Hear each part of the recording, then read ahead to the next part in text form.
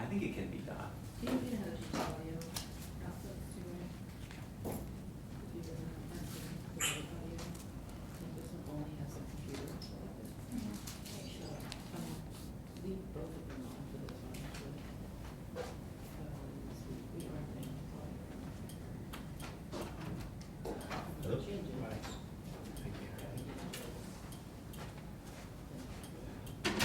it won't actually take.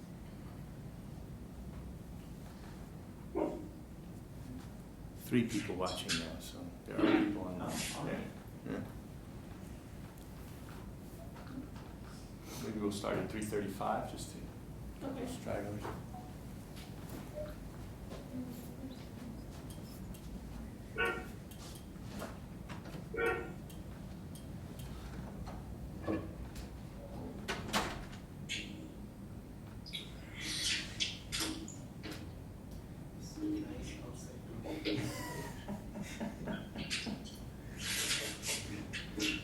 It's dramatic change. We have windows here. Yes, that's true.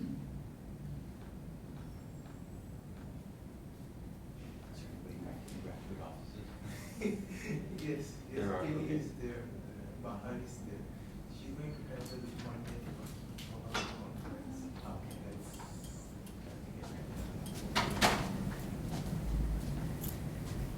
What do you think? Get started? We can start. Okay, so thanks for joining us for the second of the True Science Talks. Just for those of you who weren't here last week, this is a series of presentations that came about through a discussion across university, including students and faculty, sort of as a response to the dialogue that started during the 2016 campaign season. And in particular, students had expressed that they're here at a university with lots of people with lots of expertise, and is there a way that we can get that expertise in a timely manner to students and to the community at large? And so we, in response, developed this website and speaker series. So the website is truescience.info, and as we go through this sequence of talks, you'll see, for example, the talk from last week by Dr. Jerry Fagliano. You can go here and download, and then we have a discussion. So this is the way this series will work, and the sequence or the schedule of talks is listed right here on the first page. So the first week was health and healthcare. This week we have immigration, and then we'll move on to a number of other issues culminating or ending at the end of the Drexel's spring quarter in the beginning of June. So thanks for attending. There are some folks who are online, and all of these talks are being recorded and saved on this website. So that's my intro, and I'll invite my colleague Patrick Gurian to introduce our speaker. All right, so it's my pleasure to introduce Dr. Nicholas Montalto. He is the president of Diversity Dynamics. That's a consulting firm dedicated to effective policy and practice in the field of immigrant and refugee integration. Previously, he was the CEO of the International Institute of New Jersey, an organization that helps immigrants reach their full potential as new Americans. He's also served as president of the New Jersey Association for Lifelong Learning, chair of the board of directors of the New Jersey Immigration Policy Network, and treasurer of the New Jersey statewide Network for Cultural Competence. Through a partnership with the Graduate School of Social Work at Rutgers University and the Immigrant Learning Center, Dr. Montalto coordinates the American Immigrant Policy Portal, a website devoted to the wider dissemination of evidence-based research on current immigration public policy questions.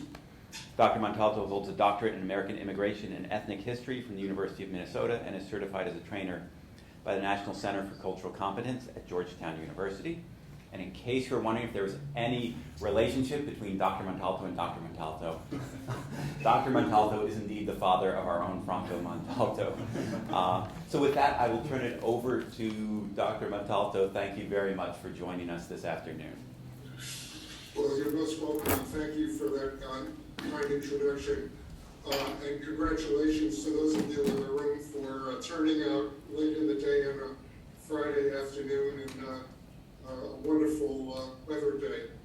I've taken on a rather challenging assignment, which is to try in the space of a 45-minute presentation to do justice to the entire body of research touching on immigration-related public policy questions. It's not an easy assignment, and what I plan to do is simply isolate a few research threads that I think would have the most relevance to some of the issues that we're currently dealing with. My chief qualification for undertaking this kind of review is my work in tracking and disseminating research through the American Immigrant Policy Portal. This is a collaborative website that started back in 2008 with assistance from graduate students at the Rutgers School of Social Work. It has since expanded to include academics at other universities, other consultants, and the staff and volunteers at the Immigrant Learning Center in Massachusetts. And so what we do is every month we produce abstracts. Generally we cover 12 to 15 studies per month.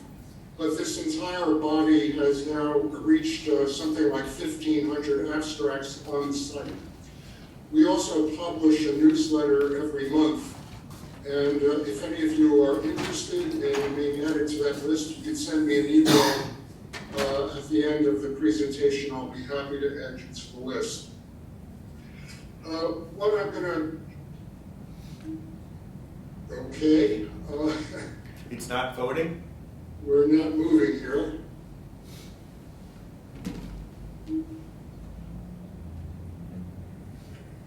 Okay, there we go. So that's the description of the portal. But this is what I'd like to do today. I'd like to talk about migration in a global context and try to understand some of the trends that are playing out within the United States that are related to these larger global trends. Secondly, I'd like to talk about the impact of migration on the United States, specifically with attention to our economy, and also looking at the relationship between immigration, if any at all, and criminality. Thirdly, I'd like to talk about the challenge of immigration reform. I'm going to describe the contours of our immigration system, its strengths, its weaknesses, and some of the issues that are bound to come up for discussion in the years ahead related to immigration policy. And then finally, I'd like to talk about the challenge of immigrant integration. What is it? How well we're doing as a nation? And what are some of the major policies and practices that have proven effective in promoting immigrant integration? So let's go on. Let's begin with an overview of global migration.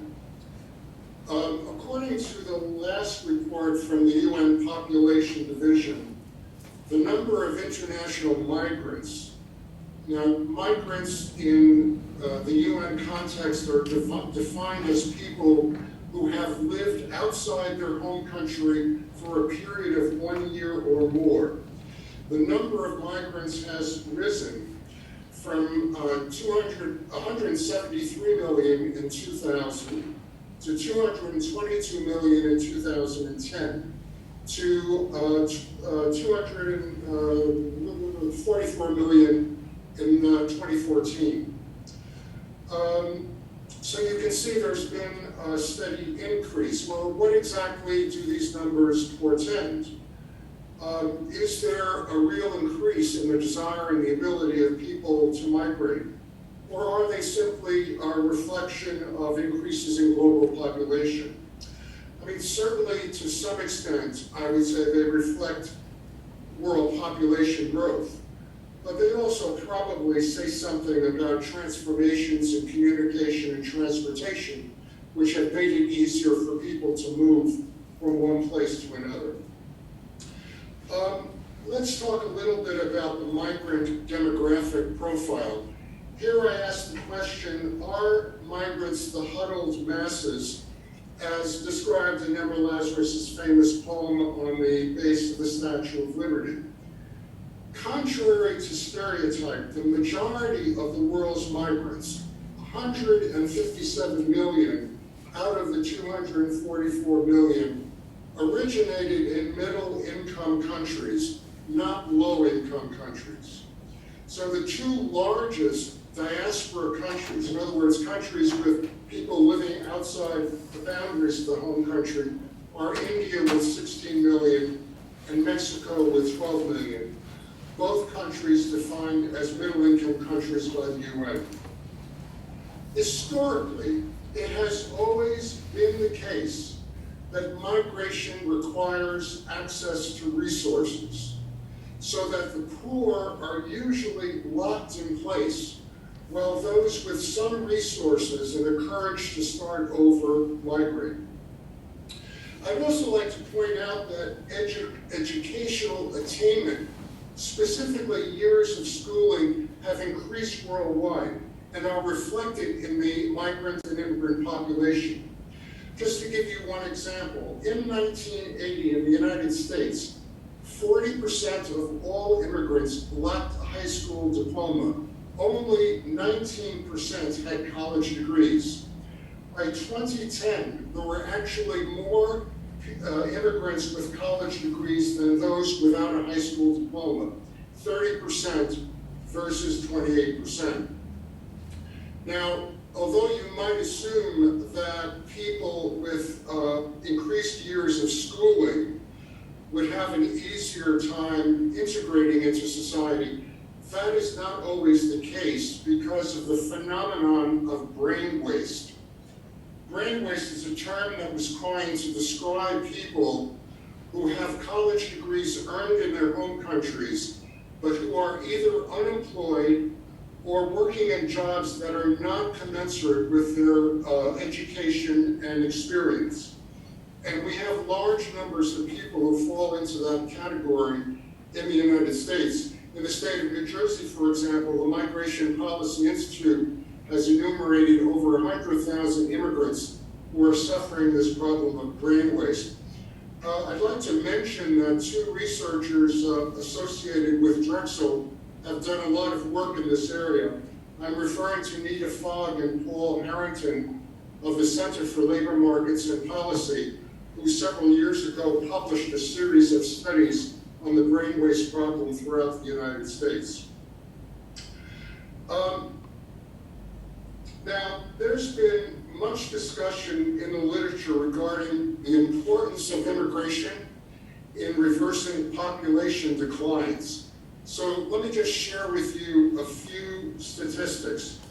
According to a 2014 report from the Bipartisan Policy Center, 81 of 197 countries for which the World Bank had data were below the replacement rate for population of 2.1 births per woman. The situation was particularly acute in developed countries. Let me give you one example. One of the most hard-hit countries is Korea, where the birth rate has fallen to 1.19, one of the lowest in the world. As a result, tens of thousands of Korean men are going overseas to find brides in places like China and the Philippines and Vietnam. Same is true in many of the European countries. For example, there are large sections of Germany, particularly in the east, that have been depopulated in recent years. In many of these same countries, the baby bust, as it's called, is also causing the rapid graying of the population, creating the need for workers to pay into social insurance systems in order to cover the cost of providing medical coverage for older citizens, and also the need for workers to actually provide assistance to infirm adults. Now, the U.S. has been sort of shielded from the worst effects of this problem, largely because of our immigrant population. Indeed, our population is expected to continue to grow through mid-century. But guess what? Most of that growth is from the power asset of immigration. the Pew Research Center estimates that 93% of the entire increase in the working age population in the United States between now and 2050 will come from immigrants or their children. I'd like to spend just a few moments talking about refugees. There are 2 points I'd like to make. First is that we have more refugees today than we have had since any time since World War II. The UN counts 65 million refugees, and that would include people who are internally displaced. If you're just talking about refugees living outside their home countries, it's about 20 million. So we have a world refugee crisis. Secondly, the mechanisms for dealing with refugees are strained beyond capacity. You can almost say that the system has broken down. Now, people who work in the refugee field describe what are called 3 durable solutions to refugee flows. The first would be integration into countries of first asylum. Countries of first asylum are usually neighboring countries or countries in the region that have had to absorb people crossing their borders. So that's one solution. Another solution is resettlement in third countries. And the third durable solution is what is called voluntary repatriation. Let's take each of these. In the case of resettlement in third countries, the global community has averaged roughly 200,000 third country resettlements per year. Really not very much when you think of the scale, the magnitude of the problem.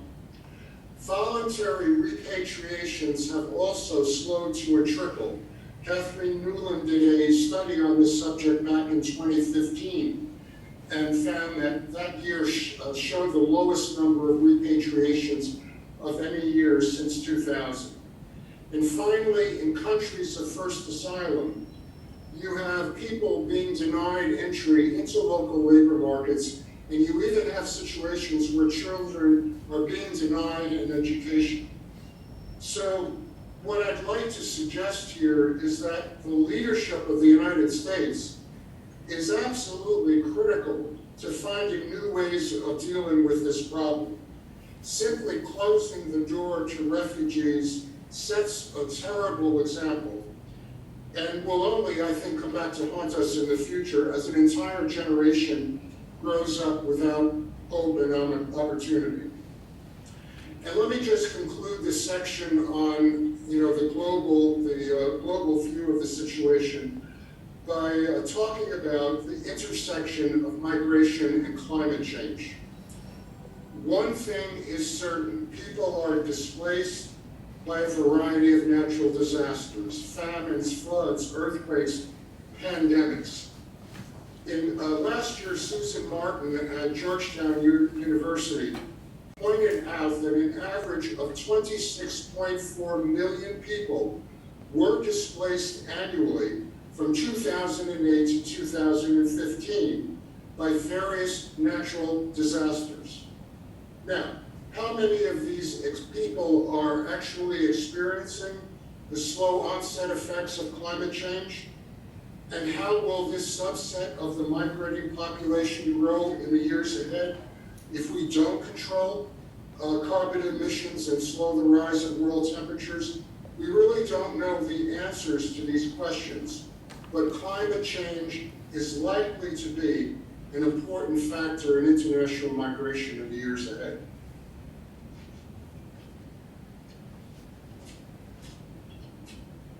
By the way, if I didn't mention this earlier, I've included in the PowerPoint presentation citations to all of these studies at the end. So I'm assuming that this PowerPoint will go up on the website and you'll be able to see the actual studies. All of them are available on the internet. They're open access studies. I'd like to spend a few minutes now talking about the impact of immigrants on the economy. And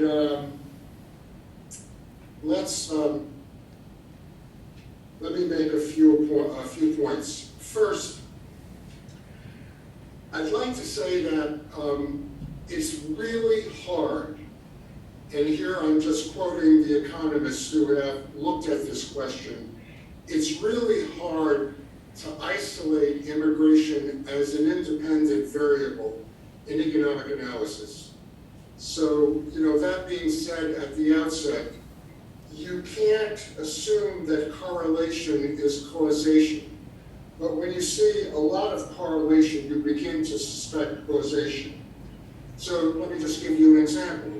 Did high levels of immigration stimulate California's robust economy? Or did California's robust economy serve as a magnet for immigrants? Well, it could be that both dynamics were at work, but at different times. That just sort of reinforces my point that it's really hard to come to firm conclusions in this area. However, there is plenty of circumstantial evidence and some direct evidence that immigrants have a stimulative effect on the economy. First of all, the rate of business formation among immigrants is greater than the general population. In fact, immigrants were almost twice as likely as the native-born to start a business in 2015. Now, of course, there are structural reasons why immigrants would turn to entrepreneurial activity. If they've been shut out from the regular job market, it makes sense that they have no recourse but to start businesses of their own. But there is other evidence of the positive effect of immigration on the American economy. For example, a study done by the National Foundation for American Policy last year found that 44 of the 87 US startup companies valued at $1 billion or more had immigrant founders. That's almost 50%. And in a 2016 analysis of Fortune 500 companies done by New American Economy, researchers found that 40% of these companies had at least one founder who was either a first or second generation immigrant. These are companies, by the way, that employ almost 19 million people.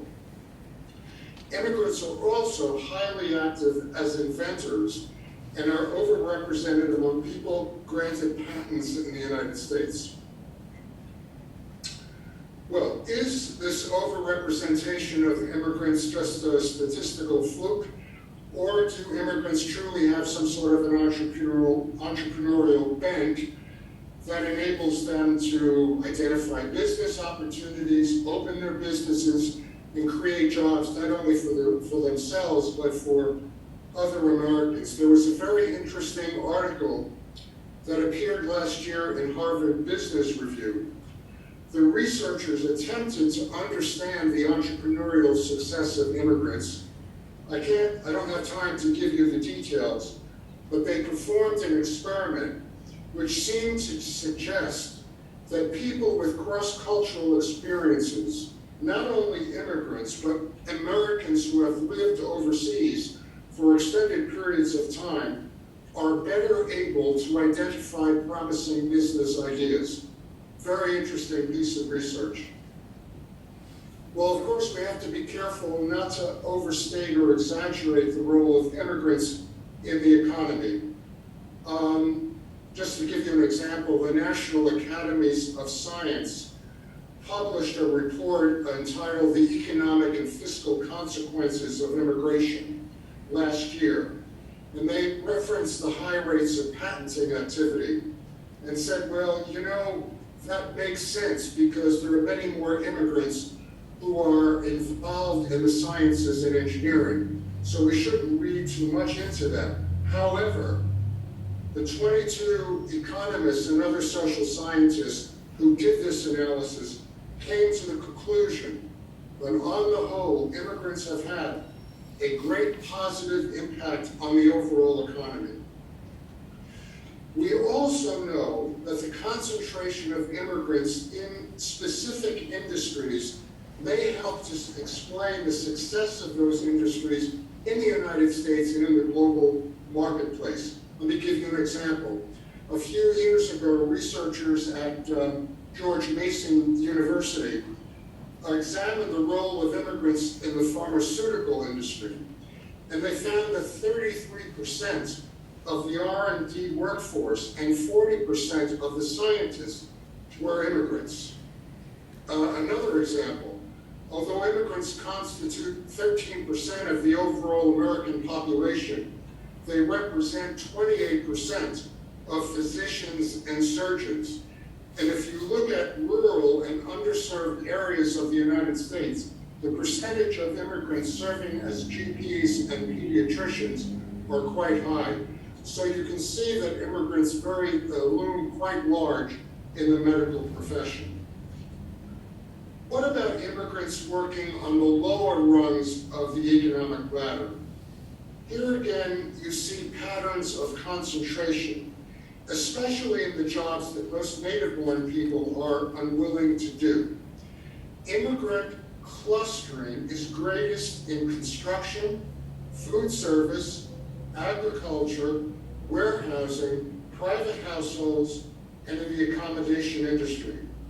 But a common pattern in all of these industries is that immigrants are overrepresented in specific occupations within those industries. For example, in accommodation, immigrants are engaged in what are called back-of-the-house occupations, such as housekeeping workers and kitchen staff. Native workers, on the other hand, do front-of-the-house work as desk clerks and managers. In agriculture, immigrants do the planting and the harvesting and they tend the animals, whereas native-born Americans are the owners and operators of the farms. In construction, immigrants are the laborers, whereas natives are the managers. In restaurants, immigrants tend to be cooks and dishwashers, and natives tend to work as waiters and waitresses. So the ability of immigrants to complement native-born workers not only ensures jobs for immigrants, but also for US-born workers who wouldn't otherwise have these jobs were it not for the presence of immigrants in those industries.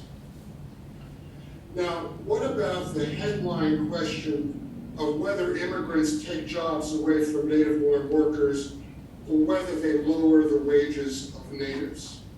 Instead of a complementary relationship, is it possible that immigrants substitute for native-born workers and harm their wages and job prospects? The National Academy study that I referred to earlier acknowledges in theory that immigrants may displace native-born workers or earlier immigrants, especially in low-wage occupations that don't require a high school diploma. However, measuring the overall economic effect is very complicated, especially as an increase in immigrant workers in a particular industry, even if the US workers are bumped, creates the opportunity for those workers to obtain employment within those same fields. So I think it's safe to say that there is no doubt that some workers, particularly those without a high school diploma and earlier immigrants, might be adversely affected by continued immigration. But the verdict of almost all economists, and by the way, I'm not sure if you read about this, 1,500 of them, including 7 Nobel laureates, and people of varying ideological views and political persuasions, just wrote a letter on this subject to the president and to congressional leaders. And what they said was, quote, "The benefits that immigration brings to society far outweigh the costs." Now, I'd like to turn to the impact of immigration on public safety, but I'm just wondering, would you want me to continue, or do you want to stop for a moment? to maybe have some discussion before I proceed with the rest of the presentation. Any questions? Well, why don't you continue, and then we'll do questions at the end. Okay, so let's turn our attention now to another issue that has dominated the headlines since Trump began his campaign for the presidency, and that is the alleged threat to public safety posed by immigrants. Now, the most dramatic expression of the president's position on this issue was his frequent use of the family members of immigrant crime victims as a kind of backdrop to his campaign appearances. And the recent creation by executive order of the VOICE Office, the Victims of Immigrant Crime Engagement Office, to provide support to these victims. We can ask the question, is the president demagoguing this issue, or is he onto something real that cries out for attention? Well, we have quite a few studies looking at the relationship between immigration and crime rates in the United States. In fact, you would expect to see such a relationship, especially considering that poverty rates tend to be higher among immigrants than among the native-born population, and poverty is often considered a breeding ground for criminal behavior. What is striking, however, is that at least among the first generation, crime and incarceration rates tend to be lower among immigrants than among the native-born population. Now, this issue can be explored from two perspectives, micro and macro. By micro, I'm referring to any tendency on the part of individual immigrants to engage in criminal behavior. By macro, I'm talking about the impact of immigration on crime rates in general. In other words, is it possible that other Americans are resorting to crime because of the impact of immigration on American society? Maybe people who have been displaced or turf battles are forcing other people to engage in criminal acts. Well, let's start with the micro question. An abundance of research over the years, including a recent meta-analysis of 51 studies that have appeared on this subject since 2006, has found absolutely no evidence on a micro level that immigration is making crime worse in the United States. If anything, the preponderance of evidence suggests just the opposite conclusion, that immigrants have actually made communities safer. Now, I'm not suggesting here that somehow immigrants have cornered the market on virtue. Immigrants are probably self-selected to a certain extent. They've come to this country eager to succeed, to take advantage of the opportunities provided by American society. And of course, they want to avoid problems with the law so that they don't make themselves a target for deportation. Some immigrants have fled lawless societies, so they have affirmatively left their communities, maybe because they felt that they were being recruited to actually engage in illegal activities. So there are many reasons for this. But most of these studies that I just referred to are looking at immigration in the aggregate. It's very hard to generalize about individual communities or about undocumented immigrants as a group. However, I am aware of at least one scholar, this is Ruben Rumbaugh at the University of California, who has studied incarceration rates of immigrants by nationality. He found that 3 of the immigrant communities with large numbers of undocumented, Mexicans, Salvadorans, and Guatemalans, had the lowest incarceration rates among all Latinos. For example, while 1.7% of US-born white males ages 18 to 39 are incarcerated, The rate for foreign-born Latinos is 1%, but for Salvadorans and Guatemalans, it is only 0.5%. These are also immigrant communities with comparatively low education levels. So some evidence out there that levels of criminality are even lower among the undocumented than among immigrants in general. Now let's discuss the issue of criminality from a macro level. If it's true that immigrants are less prone to criminal behavior than the US born, is it possible that their presence in the community may contribute to an uptick of crime on the part of other members of the community? In other words, an indirect rather than a direct effect on criminality. Recent research by Robert Edelman and his colleagues addressed this very issue. Edelman looks at the immigrant-crime relationship within 200 metropolitan statistical areas, MSAs, over a 40-year time period from 1970 to 2010. The study examines rates per 100,000 people of murder, non-negligent manslaughter, aggravated assault, robbery, burglary, and larceny at 5 points in time, 1970, 80, 90, 2000, and 2010.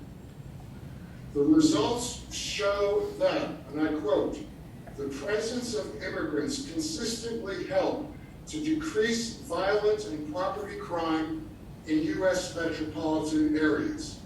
The larger the immigrant population, the lower the overall crime rate, thus confirming what Harvard sociologist Robert Sampson suggested in a controversial op-ed that appeared in the New York Times in 2006, that the drop in the crime rate in U.S. cities over the last 30 years owes much to the growth of the immigrant population.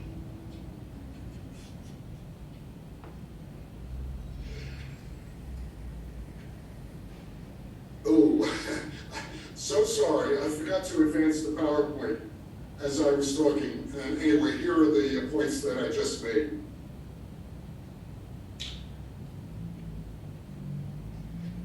Now, let's turn to the special challenge of policing in immigrant communities. This is a subject that has commanded a great deal of attention in recent years. We now have a significant literature on best practices in working with immigrant and Muslim communities. And here I'll refer to a 2012 report that was done by the Vera Institute for Justice. This is a law enforcement research institute in New York City. And it's a report entitled Engaging Police in Immigrant Communities. The report talks about a project that began in 2010 to identify best practices in police outreach to immigrant communities. What they did is they surveyed over 1,000 police departments with large immigrant population and consulted with law enforcement experts around the country. And they attempted to distill the most promising practices in working with immigrant communities. They also profiled 10 departments around the country that are doing exemplary work in this area. In a follow-up study in 2015, Vera looked at ways to strengthen police partnerships with Arab, Middle Eastern, Muslim, and South Asian communities. And they identified such approaches as creating community liaison positions, setting up community advisory boards, and investigating every incident that might be a bias crime directed against these communities. Although the Vera reports do not take a position on so-called sanctuary policies, many police departments base their decision not to participate with ICE on immigration enforcement on their commitment to community policing and good practice in working with immigrant communities. Indeed, the major chiefs Police Association, this is an association of chiefs of police of large cities in the United States, has gone on record in opposition to immigration enforcement by local police, stating that would, quote, negatively affect and undermine the level of trust and cooperation between local police and immigrant communities. Now, one frequent complaint against sanctuary policies is that they are aiding and abetting criminals and threatening public safety. The evidence actually points in the opposite direction. In a 2014 paper published in the American Sociological Review, Christopher Lyons and his colleagues found a strong association between what they called open cities and safe communities. Open cities were defined as cities with sanctuary policies and immigrant representation in elected office and law enforcement.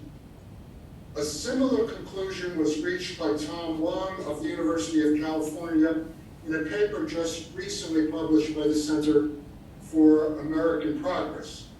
So not only are sanctuary policies not undermining public safety, they seem to be promoting it.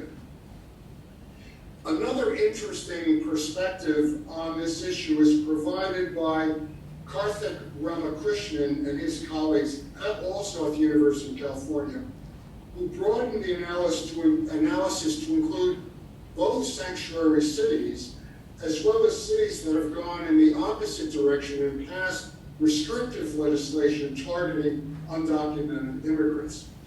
What they did was they tested the hypothesis that the passage of restrictive legislation might have something to do with a sudden influx of immigrants into communities that don't have a tradition of welcoming immigrants, or that perhaps restrictive legislation had something to do with a spike in criminality or a spike in welfare usage within those communities. In this study, this is a very comprehensive study covering 25,000 local jurisdictions in all 50 states. The only factor with any predictive power was the partisan composition of local legislatures. Cities in Republican majority areas were 4 times more likely to pass restrictive ordinances, whereas cities with Democratic majorities were 4 times more likely to pass pro-immigrant measures. Go figure. Politicians who exaggerate the threat posed by criminal aliens and position themselves as guardians of law and order have much to gain politically through such deception. In a piece published last year by Christopher Lasch at the University of Denver Law School, he analyzed the circumstances surrounding the tragic death of Catherine Steinle in San Francisco. He sees the case as an example of dog whistle politics designed to telegraph a message that Mexican immigrants are crime-prone and dangerous, and also to discredit those like Hillary Clinton who support legalization. He found parallels with the Willie Horton case in 1988, used by George H.W. Bush to discredit his Democratic opponent, Michael Dukakis, labeling him soft on crime.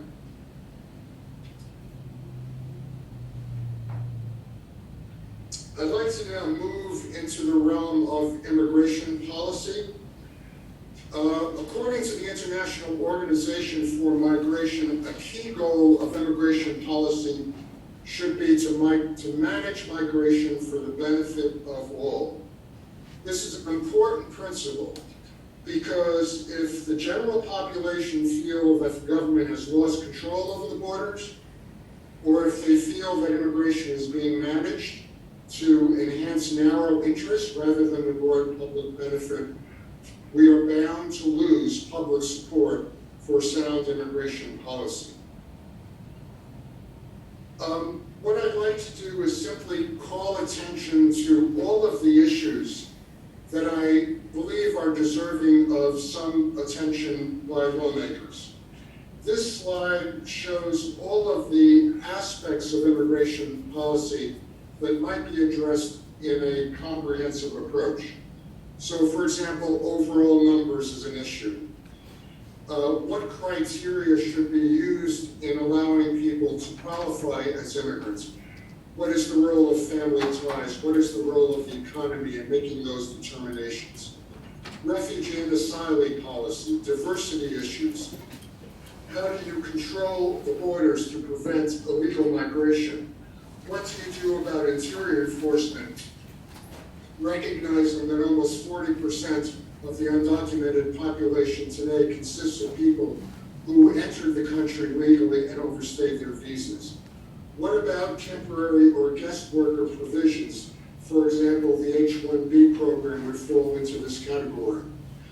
And how about recalibrating our immigration policy to reflect changing market conditions or changing circumstances? And of course, how do you promote immigrant integration? Before we talk about any of these issues, I'd like to just give you a snapshot of the current immigration system. We generally, every year, allow roughly 1 million people to enter the United States as lawful permanent residents. And what you see here is a chart depicting the number of people who were admitted to the United States as lawful permanent residents or green card holders in the year 2015, which is the last year for which we have records. You'll see that the largest categories, the largest chunks here are family-based migrants. So 465,000 immigrants were admitted as immediate relatives of U.S. citizens. Here I'm talking about spouses, parents, and minor children. And by the way, these people are permitted into the United States without any numerical limitations. The next largest category are other relatives. So here we're talking about sisters and brothers of U.S. citizens, married children, etc. There are a number of different preference categories. And you can see that we have 214,000 people in that category. After that, the next largest group would be employment-based at 144,000, roughly 14% of the total, followed by refugees at 118,000, diversity visas at 48,000, then asylees, and then a miscellaneous category.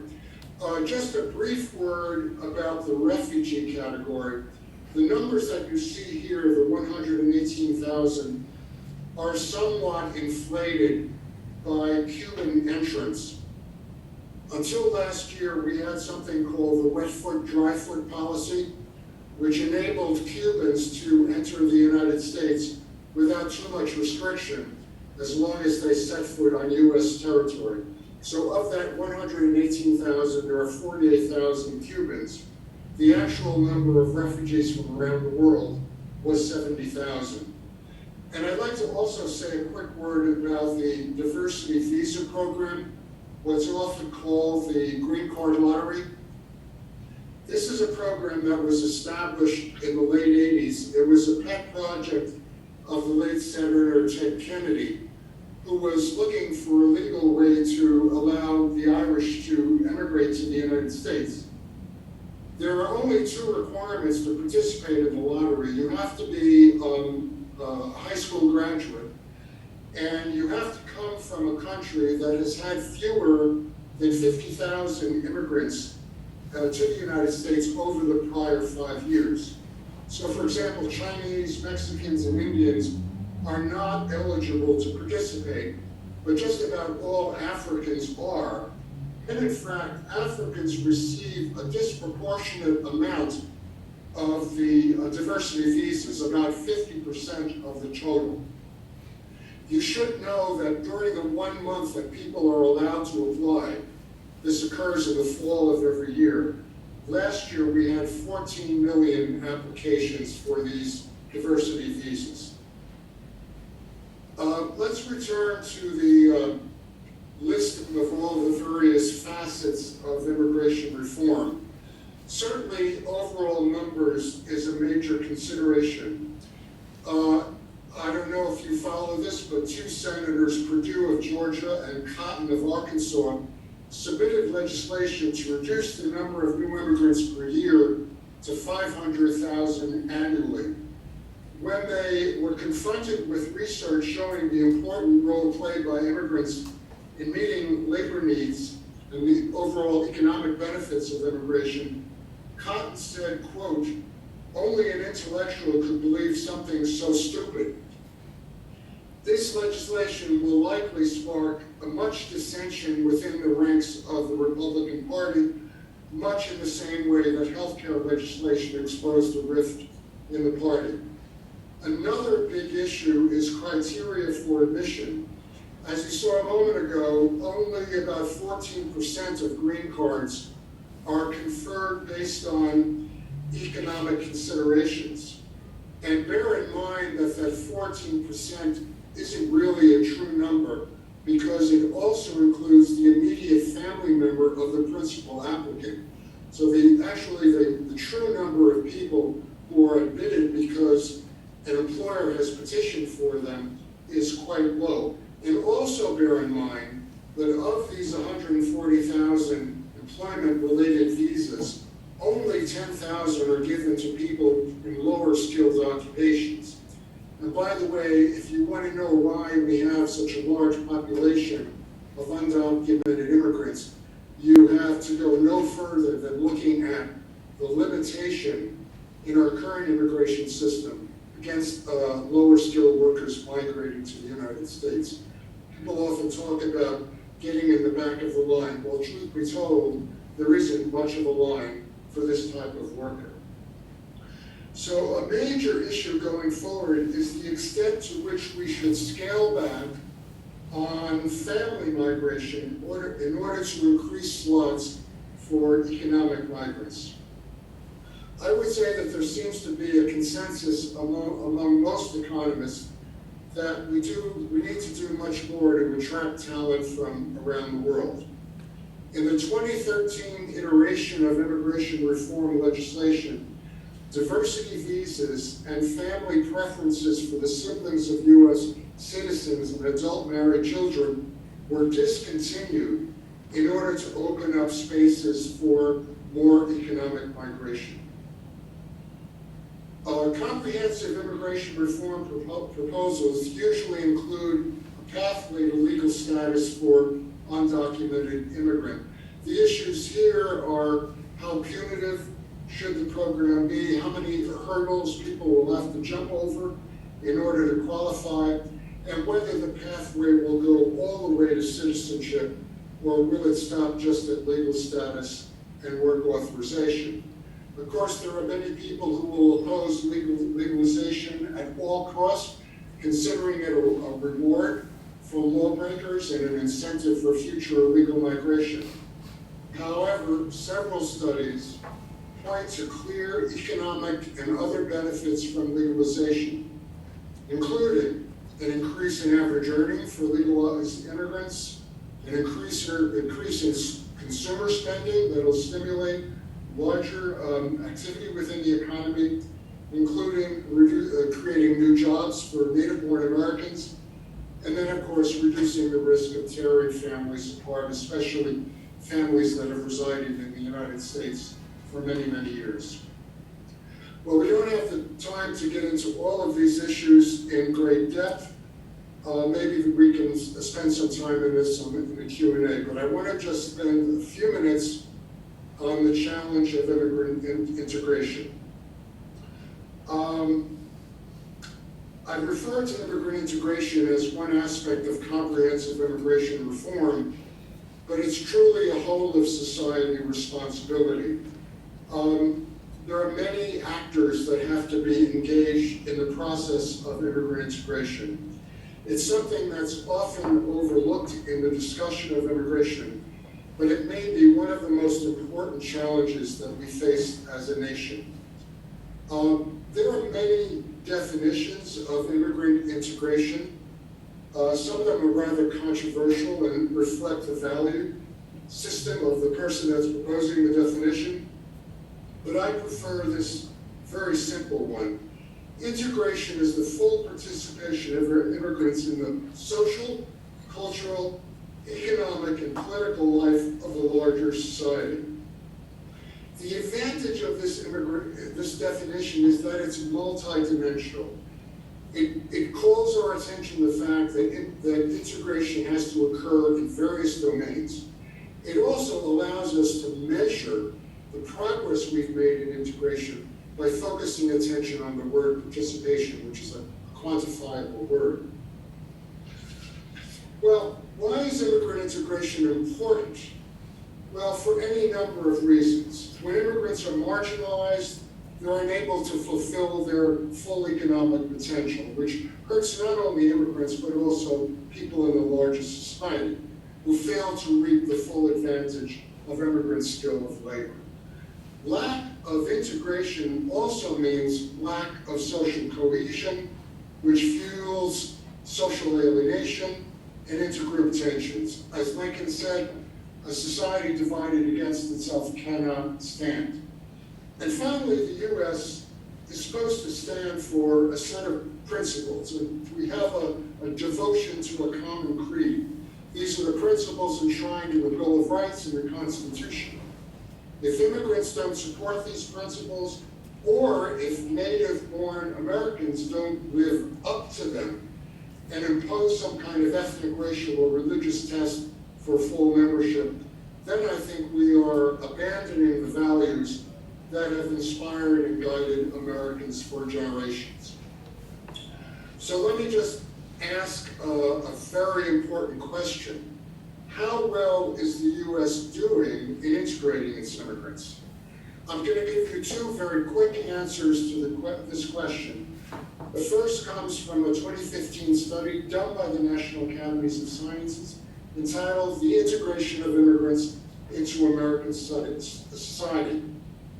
This is a massive study, and I think one of the most important takeaways is that despite sharp variations in the ethnic and racial background of today's immigrants, the study concludes that they are integrating at a pace that is not only equal to, but appears to be faster than the immigrants of a century ago. One of the interesting aspects of this study is that they also looked at the progress of the children of immigrants, the second generation. And here again, the conclusions are quite positive. The report also notes, however, that we have some challenges today that we haven't had in the past, including racial and ethnic discrimination, economic stagnation, and legal status restrictions that didn't exist a century ago. The second answer comes from the Migration Policy Group, which is an organization in Europe that is funded by the European Union to track integration outcomes, not only in European countries, but also in major immigrant-receiving countries around the world. So the report is called MIPEX, or the Migration Integration Policy Index.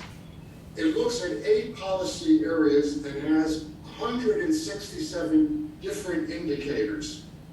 I think it's a little bit humbling for the United States, considering that we pride ourselves on being the preeminent nation of immigration, to learn that we rank only 9th of the 38 nations that have been evaluated by MIPEX.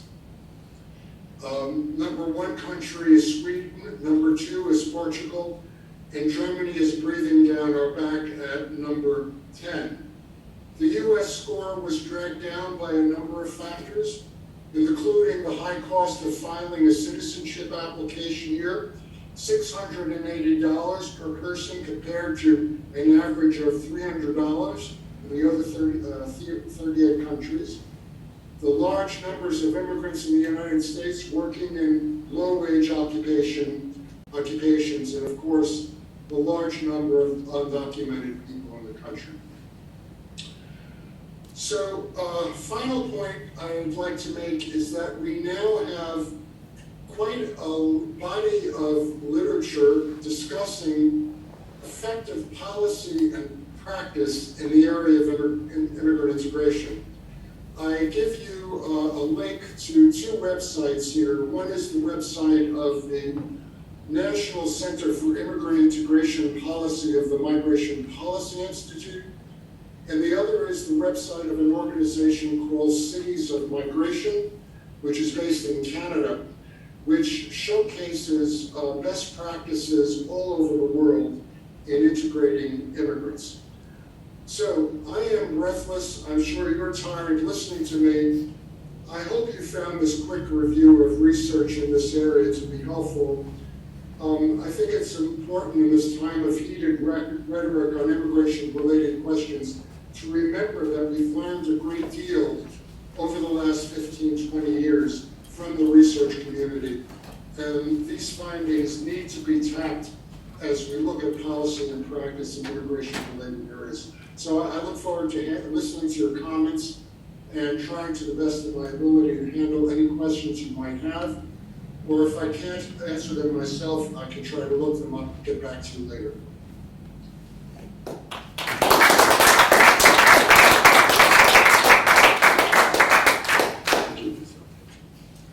All right, so questions, and is there a way to get online questions as well? Yeah, I'm watching online, yeah. Oh, So I have a question for you related to the undocumented immigrants and illegal immigration. And that would be, how do you address the question of fairness for those individuals who are waiting to come into the country legally? So I'm a supporter of trying to find a solution for the undocumented workers and a pathway to citizenship, particularly for what we call the DACA students or children who did not come here on their own. But there is this important element of American society around fairness and justice. So what do we say to those who are waiting in foreign countries to come here legally, sometimes for years, if not a decade? all right, so could you hear that okay? Yes, I did, and that's a great question. Actually, there are over 4 million people who are waiting for visas in the various preference categories that have numerical limitations. But what's very interesting about that 4 million number is that some number of those people, in fact, substantial numbers of those people, are probably already in the United States because they wanted to join their family members who are already here. And so when you talk about a legalization program, you're actually talking about considerable number of people who are already online but chose to reunite with their family members rather than wait for their numbers to come up. The other point that I would make is that when you use the word fairness, you have to recognize that we have an immigration system that is really antiquated. In its fundamentals, it goes back to 1965. And so we don't provide sufficient slots for people in certain economic categories to migrate to the United States, so that while the economy is generating opportunities for people to work in various industries, we don't have the labor force in those industries, nor do we have legal ways for people to migrate in order to fill those positions. So, the argument, fairness works a number of different ways. It used to be that we had something called registry in the United States. Going back to the early 20th century, when immigration restrictions were first imposed, there was something called a registry number. And the registry number would allow people who had lived in the United States for a certain number of years to regularize their status if they met certain conditions. In other words, they were self-sufficient, they had not broken the law in any way, they had mastered English. Those people were allowed to transition to permanent residence. And for most of the 20th century, the registry number was 20 years, something along those lines. In the beginning it was 10 years, and then I think it was increased to 20 years. Well, do you know what the registry year is right now? I believe it's 1974. So I think one way, in a realistic way, that we might address the issue of the undocumented is to have a rolling registry date. Now that's on the assumption that it's almost impossible for any bureaucracy to get immigration right. To predict what the needs of the economy may be in the future. This is not an invitation to lawlessness going forward, but I think we have to inject a note of realism into immigration policy.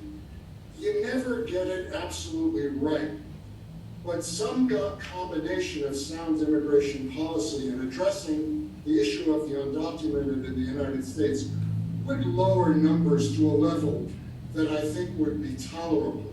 Are we ever going to get to zero numbers? I doubt that very, very much. But I think we can get close to that. I'm not sure I'm answering your question, but it's a tough question, and there's a lot of complexity to it. No, but it's a good start on understanding what the issues are. And the other question I would have as a follow-up is related to immigration and immigrants as one community of people. That's what this nation is built on. We're all either immigrants or related to one as a descendant. And then there's this question of illegal immigration, which is one of the things that is dividing the Republican and the Democratic Party, although you alluded to earlier sort of the issues around H-1B visas displacing workers. That's another matter. But so in this political environment, I mean, what's the likelihood that you're going to get to see a new immigration policy that updates, what Congress has done in the past? Well, I was heartened to learn that Senator McCain was on a conference call earlier this week with 3,000 or 4,000 people talking about the prospects of reintroducing immigration reform legislation. I'm not sure it's off the table. I mean, if you had asked me 2 or 3 months ago, I would be much more pessimistic than I am now. I think people are beginning to recognize that the only way that we're going to come to grips with this problem is to recognize that we have an antiquated system that is in need of major reform. And I think there are elements within the Republican Party that are supportive of this approach. Certainly, Republicans and Democrats came together in the Senate a few years ago to pass bipartisan legislation. If it could happen then, perhaps it could happen now. So I really don't have a crystal ball. I'd like to remain as optimistic as possible. But I'm not a political scientist. Maybe there are political scientists in the room that would have a better answer than I do. All right, other questions or anything online? Yeah, so building off of that, I mean, I think one of the questions that comes to mind is perception and public perception, and since that's sort of gamed right now for political purposes, are there any studies out there that have suggested ways in which certain communities or parts of the population can begin to change their impressions about these policies? And I just bring up a couple of examples. So we talk about echo chambers, and we all read the New York Times, and we can see how silly the border wall is. We watch Samantha Bee, and we know that these refugees from Syria that are proposed to come in are the most disadvantaged people who pose no harm to us whatsoever, right? But who else is hearing these things? And the people that could really benefit from hearing them and actually changing their minds, right? They're listening to different sources. So what are the prospects for changing perception, I think, and how has it changed ever? Are there good examples of people coming around to understand the facts and change their viewpoint on large scales? Well, one person who I admire and respect, who has studied these problems for many years, is Demetrius Papadimitriou, who is the president emeritus of the Migration Policy Institute. And he wrote an essay about a year ago talking about this very question of how you build political support for immigration reform. And the point he made is that there's no way that we will advance in this area unless we tackle the issue of illegal migration. When people believe that borders are being violated with impunity, it tends to undermine public support for any kind of sound immigration policy. That's a point I made earlier. And so people who are sympathetic to immigration are going to have to live with enforcement mechanisms that perhaps they would prefer not to have. So, for example, do we need to verify the employment authorization status of anyone who applies for a job in the United States? That may be one of the trade-offs that we're going to have to live with in order to get a comprehensive bill through Congress. So I guess what I'm saying is that if we take an extreme position, we'll never make any progress in this area. But I think we can think in terms of an immigration system that serves the needs of the American people in the 21st century, and one that gains control over illegal migration, or at least reduces it to acceptable levels. By the way, over the last 5-6 years, the number of undocumented in the United States is going down. We have less pressures on our borders than we have had at any time before. The Mexican economy is doing well. Net migration from Mexico is at zero or even net negative. So I think conditions are changing, and maybe they are becoming ripe for change. Not sure that provides an answer to that question, but... No, it provides cause for optimism, I think, to some extent, right?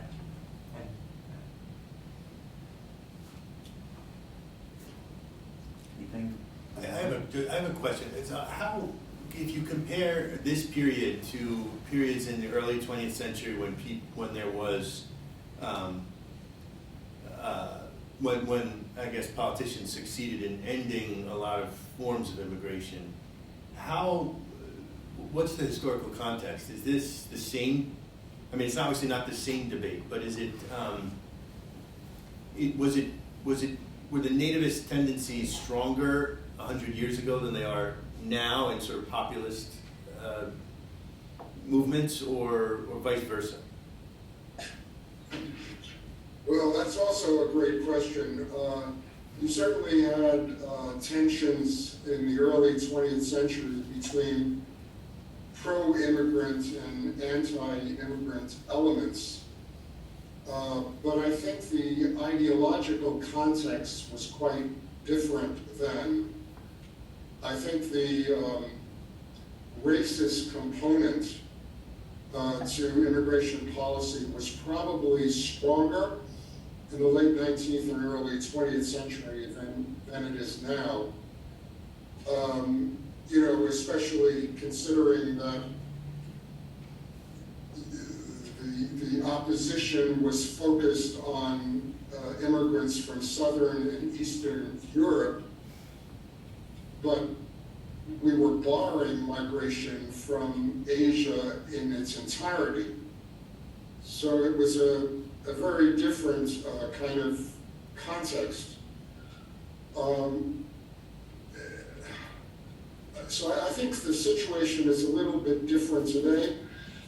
I think there are people that have a not a terribly optimistic point of view as to the potential of today's immigrants to integrate into our society. I don't think people are as blunt and as outspoken in voicing racial or ethnic arguments against immigration.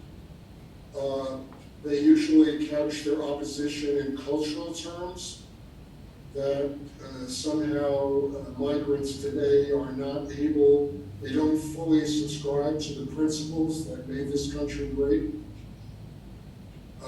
So I think the arguments are expressed differently today, but there's the same lack of confidence on the part of certain elements in American society that immigrants will ultimately integrate into our society, when the evidence is entirely contrary to that, to that point of view.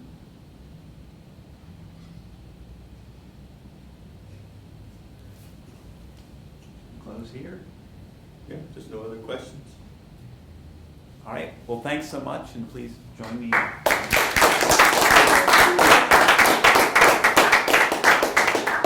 Good luck with this series. It's a wonderful idea. Thank you. Thanks.